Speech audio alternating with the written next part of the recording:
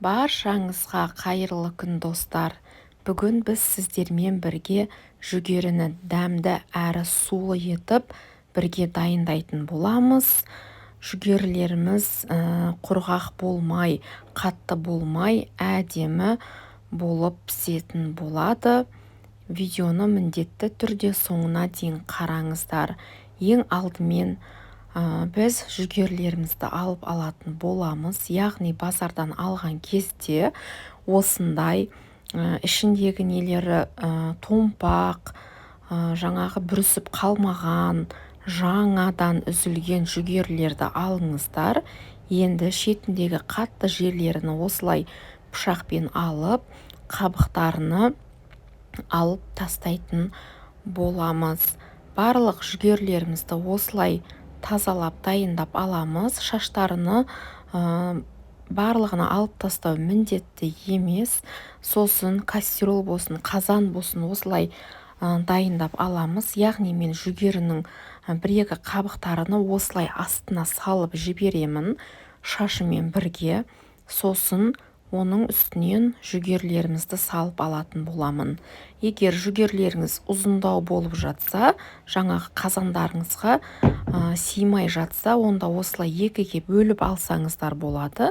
Ал сыйып жатса, онда ұзындау етіп сала беріңіздер. Енді жүгерілерімізді осылай бөліп болған соң, барлығына осылай реттеп салып шығамыз.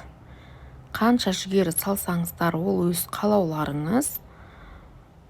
Міне осылай жүгерілерімізді салып алдық. Енді үстінен жаңағы мұздай суымызды құйып алатын боламыз. Яғни кейбіреулер ыстық су құяды, жылы су, ыстық су құйсаңыздар да болады. Онда тұрған еш нәрсе жоқ. Енді мен осылай газге қайнағанша қойып қоятын боламын. Және де бетіні осылай жүгерінің қабықтарымен жауып қойдым.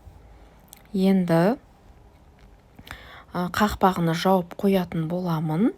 Яғни жүгеріміз қайнап шыққанша осылай жауып қоямыз. Енді қайнап шыққан соң астыны төмендетіп, крышкасыны жауып 15 минут қана қайнататын боламыз. Және 15 минуттан соң мен осылай қақпағын тағы да ашып, буыны шығарып, 5-10 минутқа газге қойып қойдым. Яғни газдың астын өшіріп, қойып қоятын боламын. Міне достар, біздің жүгерілеріміз дайын болды. Жүгерілердің ыстық күйінде осылай тұздарыңызды сеуіп алсаңыздар, тұздар әдемі дәм сіңіреді, яғни еріп сіңіреді. Сіздерге ас болсын.